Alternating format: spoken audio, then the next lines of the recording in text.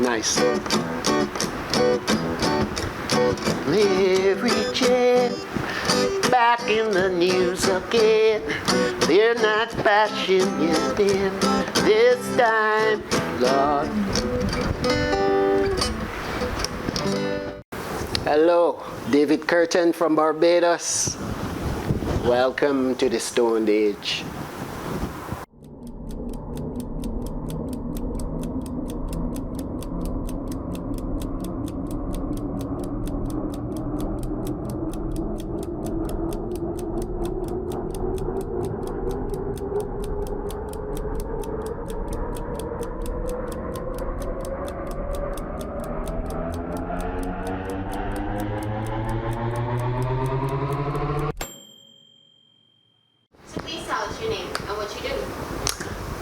I'm David Kirton from Barbados, musician, singer, songwriter, international recording artist, performer.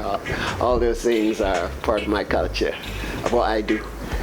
Would you also call yourself a cannabis advocate? Yes, I would say so, but not to the extent that I sing about it all the time or go out anywhere and discuss my feelings about it, but definitely as someone who grew up utilizing, you want me to call it cannabis? I would do that. Marijuana, ganja, whatever.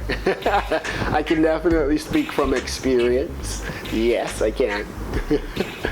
And you know, any questions you have about it, I'm very happy to let you know what I feel. Obviously in Barbados right now, they're having all the talks and trying to pass laws to give some people the right to use or to have in their possession, and you know, it's trying to go its course. I would say that's good that we've come to a place where we can talk about it publicly and have discussions, and people can go say what they think and feel on an official level. And I believe records are being taken into consideration. So I would say that given how it was maybe just a few years ago, I would say that's a giant step for Barbados, definitely. You said that you have experience with it, and you mentioned records. You've been, unfortunately, on the negative end of the legal system due to it, right? Do you think that it would be fair to have government deal with that in order to allow people to use it medicinally or for wellness purposes, or just to help enhance their art, or like yourself, your music? Well, let's put it this way. Barbadians, being Caribbean people, given our history and the fact that our origins are very African, the culture of using herbs is like it's in us. You know? That's what our grandparents did. That's what their grandparents did. They go to the herbs of the earth for sure, for healing. So that's nothing new. Unfortunately, we grew up in a time where the use of marijuana was an illegal thing, an illegal act. So I guess now we've come to a point where the nations who waged the war against drugs, the USA, they had the fight from their people, the people who could use and who could experiment, and you know, whether they're in the hills of Colorado or California, wherever. Those were the people who stood up and went to court and advocated, because you know, Americans do know their rights, so they can stand and shout aloud their opinions.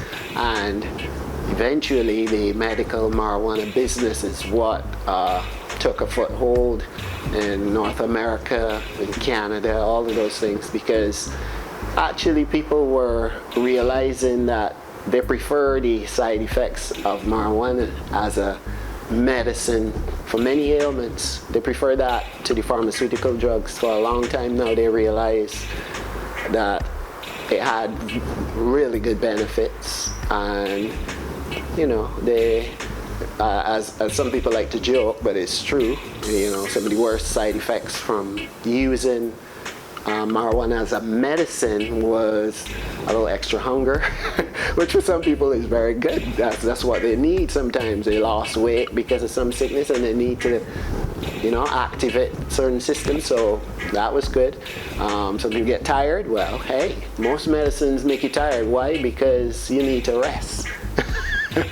So all those things happen naturally, and then you could get up and go still. So I think a lot of the what do you call it? All the bad news that went out in the early days has been disseminated by the scientists, because you know our Western worlds trust science a lot, and the scientists for a long time had said, "Oh wait, this thing actually has very good properties." So you know we've come to a point now where I think within the Caribbean, Barbados is one of the last holdouts. I'm sure there are other islands who haven't fully changed their laws yet.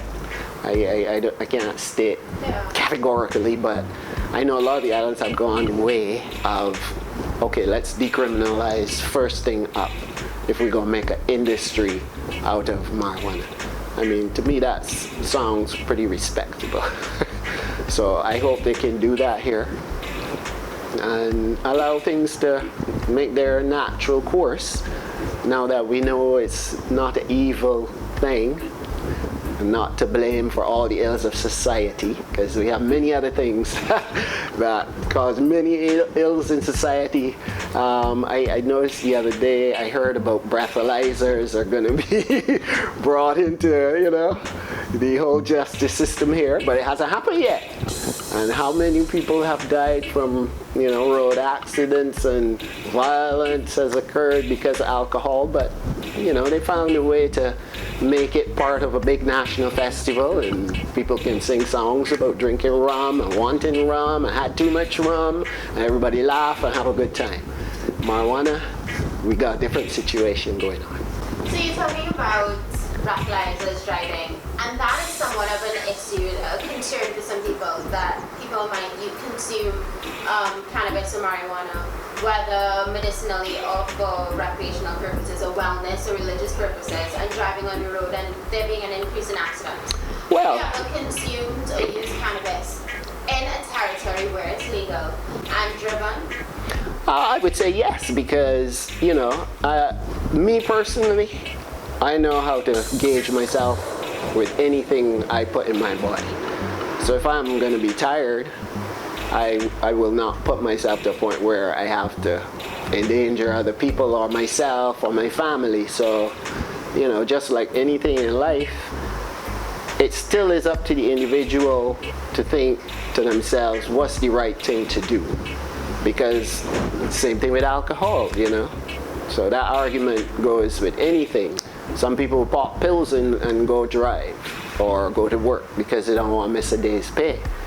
But they had to take these things, whether it make them drowsy or not. They may take a medicine for a cough and it make them feel drowsy, you know. Are they saying, or call the boss and say, oh shoot boss, I forget, I take the medicine so I can't come work today. No, they're not going to do that. They're going to decide within themselves, can I handle this job today comfortably? You know, the guy that drinks, will he take his drink as he like, or will he say to himself, I'll have my drink after work? You know, so to me it's the same exact thing.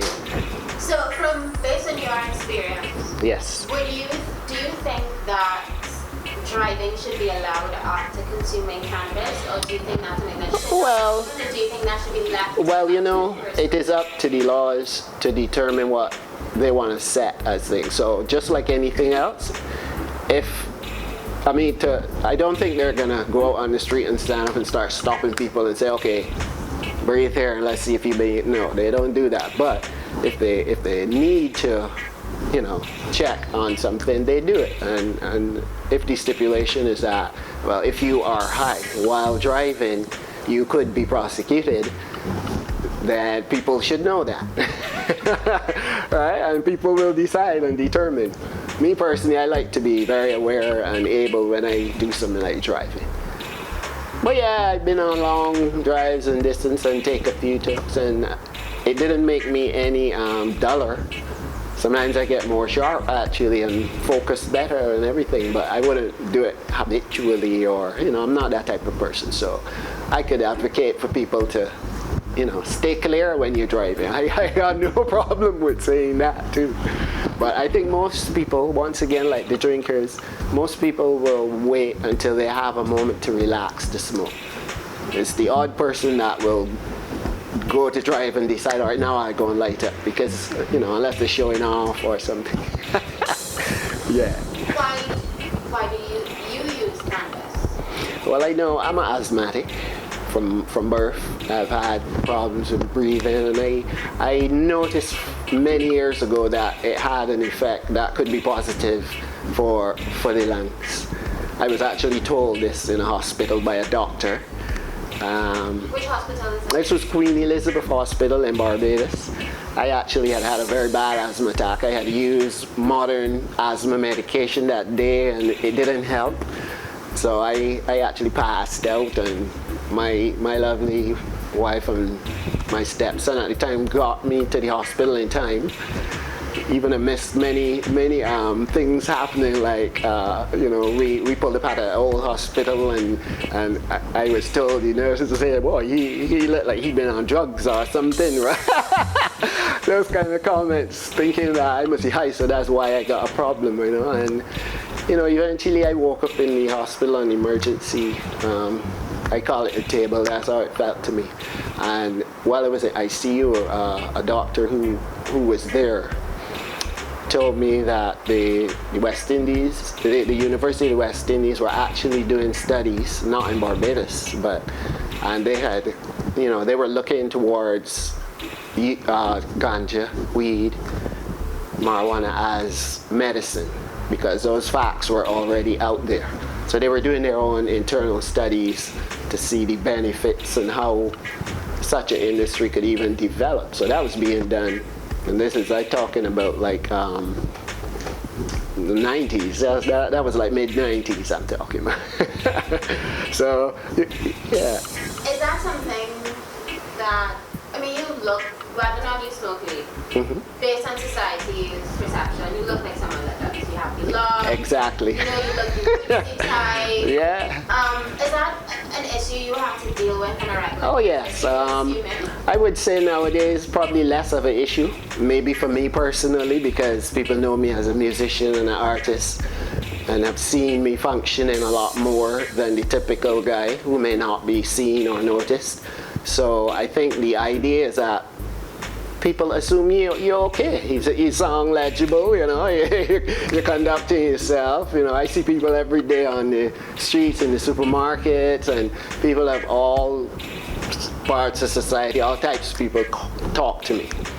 And they talk to me about my music and how they love my music and would love to hear more. And nobody's ever come and said, man, you look real bad and you causing problems. But that used to happen once upon a time when the propaganda was the basic thing we knew here. It would be like druggie. They would call you druggie. And I've been, what was that? I was an addict. I've been called addict by official people before and banned from going to certain countries because of it. Yeah. And how has the experience been after your unfortunate run-in with the law in terms of stigma? Stigma, funny enough, things like that have a habit of bringing out truth, and people will come and let me know how they actually feel. And I was told by quite a few people that they thought that the laws were antiquated and needed addressing in terms of marijuana and the users of it. And this wasn't by people in the Rasta community. I thought, regular folk letting me know how they felt.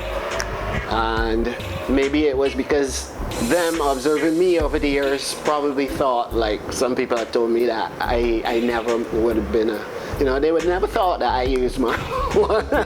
I'd be like, well, why? He said, well, the way you move and thing, you wouldn't think that you smoke. So I said, okay.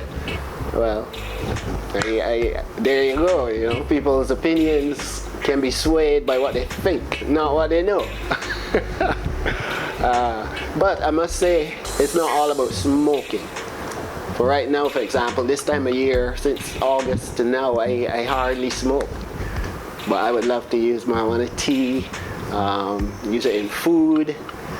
If I had a good 50 plants, so they'll be boiling up all the roots and the leaves and everything and make the best tea for clearing lung infection and stuff. Yeah. So if the framework allowed growing for personal use, is that something that you would do and why? That would appeal to me, yes, Why? because it's easy to make use of your own kitchen garden first and foremost. Industries can have secrets. It's like going in the supermarket and wondering, I wonder if this food grow with pesticide. You don't go in the supermarket and say, okay, all this food good and safe because it's in the supermarket. So every which way we move in society, we still question it.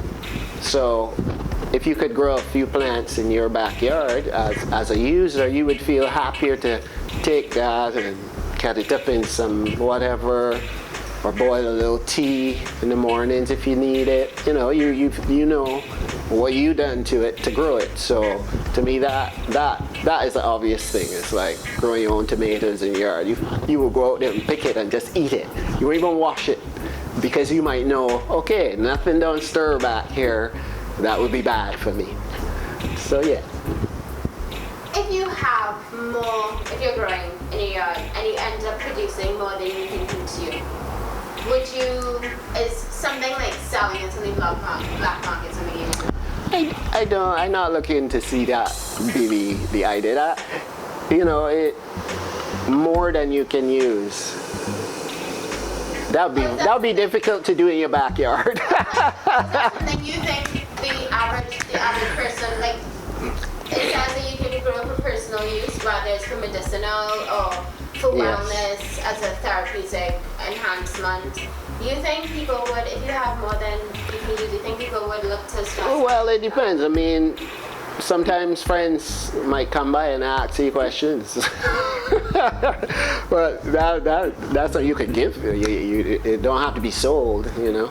If I had a friend, if I was a grower, say a legal grower in my home, and I plant X amount of plants, you know, it's not like I'm gonna say, well, this amount, like an, you know, you don't do it like that. It's like any other herb you got in your garden. If you got thyme growing, it's not like, oh wait, I got too much thyme, I gotta have to start selling thyme or marjoram. It's not like that. It's like herbs just grow, and once it's ready, you pick and you try, and you can use that to your wishes. That's how I see it. Now, if you want to become a salesperson like any other thing, most farmers got to register as a farmer. You can't just walk in a supermarket and say, look, I got 2 baskets of lettuce, buy them from me. You know, so some places you could probably do that and people would buy from you and look around, check behind them and then buy it. All right, but other places want to know, wait, are you an actual farmer? Prove it to me. I want to be sure you didn't steal these from a field across there. So nothing wrong with doing things in a procedure if you're going to sell to the public. That's my idea. So it's easy to regulate that side of things, sale and stuff.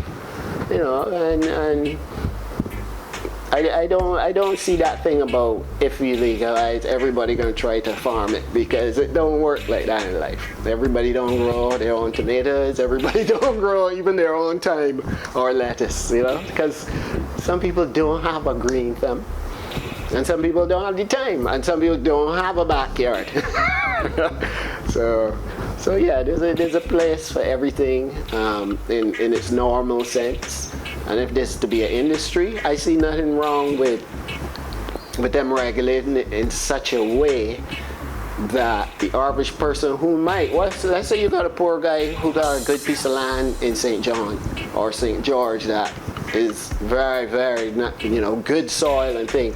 Why can't they be approached, say, by a place and say, okay, wow, rather than grow bush in your backyard, we want to commission you to grow X, that. If you don't know how, we could send our experts talk to you, and it can be done, and you can be assured that at the end of X period, we will come and take care of things, and or during it, test it to make sure it's good enough. You know, they could do that. There's so many ways that they could help enhance the lives of us Caribbean people. Not always say to us 1 minute, oh, you're bad. Oh, well, now you're good, but you know, you still got to stay there at that level. We can't allow you all to get too rich and benefit from these things, you know. We let the foreign people benefit, or, you know, that's what's going on right now. Or talking about we don't have to follow everything the Americans do, but it's not about that. It's just that the American system has been highlighted and everybody now knows what's going on out there. But they're not the ones who invented marijuana. You know, so we gotta start saying those kind of things. We're not trying to follow pattern anybody. We're trying to respect people's human rights and treat each other better and unify for this region, because the region has no large amount of natural resources. We don't have gold. And not only that, but we were actually put on these islands by a system that is now defunct, but the effects of it is still the same, you know. You mentioned human rights. Yes. Do you feel like your human rights are being violated right now? Right now, well, no, I don't do nothing to be, you know, disrespected right now. So I feel as a person pretty okay in my everyday, day-to-day life. But there's still that chance that something could happen. And I don't think that's right, especially when the rest of the world is on that bus that says, okay, this is not how it really is. The propaganda has been wiped away. So what is it that we protecting by keeping things illegal? Or should I say, who is it we protecting by, you know, because, you know, we can step forward with knowledge and facts. We don't have to follow pattern nobody. So Barbadians are smart enough that they can say, okay, wait, what's the situation? You know, so recently I heard talk about sacramental use. But even though it's a good step forward, I think it still discriminates against people who are not part of this body or that body. It don't make sense. And then if last year you were brought up before the judges and called whatever derogatory terms you were called, and then suddenly this year, now you're being respected for sacrament, which means to me, well, so they actually believe what your life stood for now? Whereas last year you were like a crazy guy, just loitering and doing foolishness, you know, and we don't discuss those things either. So how as a society suddenly Rasta got religious rights and sacramental rights, but outside of that we still disrespected, right? You know, we got the story wrong, or we talking foolishness, and you know, so it'll be interesting to see how they go forward with these different points of allowing change to occur. How do you think, if cannabis was to become legal for wellness use or adult use, how do you think that would affect you? How it would affect me? Well, it would definitely make my life a lot less stressful in the point of view of, okay, if I wanted some marijuana today, where would I get it from? I mean, that's the basic thing. When I could just do a natural thing and plant some seeds in my backyard to suit myself, and it's not like you need a jungle or a forest. It's like I say, it's like any other food. You know, you can provide for yourself pretty easily without creating any problems. And so, to me, that would be a really good move.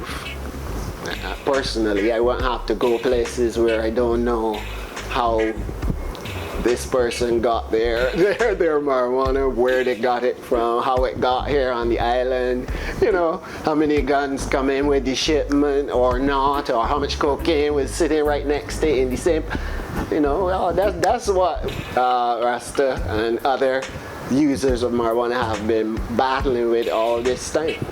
Do you think you'd feel a lot better about, or I should say, do you think the whole issue of marijuana coming in with guns and that kind of thing and the criminal activity around it, do you think it will decrease if it is decriminalized?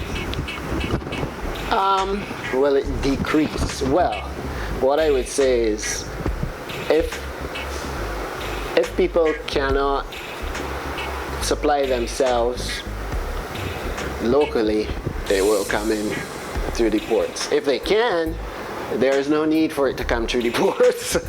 Right? That to me seems kind of logical. So it would definitely decrease the possibility of somebody trying to sneak marijuana into the island if it growing here. Right? So yeah, because the people who export it out of whatever region, sometimes it's not always the best people. So if something is contraband, it's contraband. So anything that's contraband can get packaged into contraband at moving and clearly getting a free passage from one country to another. If that's set up and active, yeah, all kind of things can come through.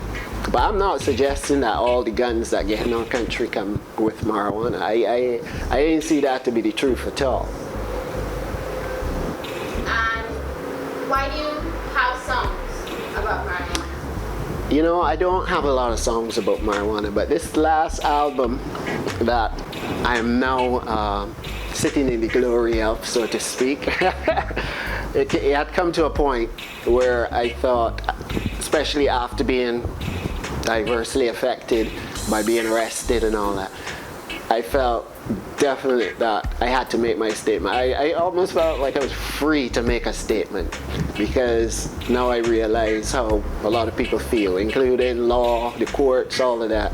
I thought, okay, now is the time I can talk about something that's part of my life. And I don't have a lot of marijuana songs, so I haven't actually ever been advocating, because that was not why I used. I wasn't one of these guys just saying, oh, I need a spliff every day, I needed this, I want you to smoke, you know. I wasn't trying to do that within our society, because there's so many other things that Rasta want people to see and understand, you know, like self-preservation and you know, being able to empower yourself, and those messages are a lot stronger, you know. So you see a lot of, in Barbados in particular, you see a lot of working Rasta, and that's a good thing. That come from, you know, a lot of guys reasoning and heightening and realizing those were the messages that made it from Ethiopia when the king came direct to deliver his messages to the entire diaspora. We didn't have to get it secondhand. You know, the king get in a plane and fly all the way from Africa and stop on all the islands and deliver a direct message. No false news. You know, we didn't have to get it secondhand. So I think about that sometimes and realize, okay, so these messages were really important. And that's why His Imperial Majesty came to places like Barbados, Jamaica, 1966, because they realized, okay, the Africanity of these people was stolen, and that was a serious crime. Even musically, I think about the fact that, you know, when I was told by Dr. Stefan Walker, he has a band called 1688. He studied Caribbean culture and music and stuff, teaches at Community College of Barbados and stuff. And I asked him one day, Stefan, why you call the band 1688? And he said that was the year they banned the drum. Which means, once again, we were denied our African rhythm. So there's people that were born on this island who were black, and they didn't have their African vibration happening in them. It had been banned. And you can't hide nowhere in Barbados and beat a drum without being heard. Imagine that. We didn't have all the trees. Imagine all the trees were cut down and canes and whatever was growing and no mountains to disappear. And so all people suffered serious consequences here. So even musically we can see why. You go to other islands like, you could go to Grenada and find African culture in the mountains where they have things that is almost like a replicate of something African that was allowed to survive because they found the places to go and do it. So here, we or when we look back to our traditional sound of the tuck band, that came from the ones who saw the soldiers drumming on their snare drums. I'll call that snare. I don't know what they called it. So then when you think of that, okay, wait, that's as far back as after the effects of the band and the drum. That's what happened. So a generation came when them had to beat, but they had to wait to get them little drums, find them, whatever, and that's what they could do. They didn't have this thing, So when Bajans want that conga thing, they gotta really look deep, or go to places like Pineland Workshop and talk to people like Rodney Grant, and yeah.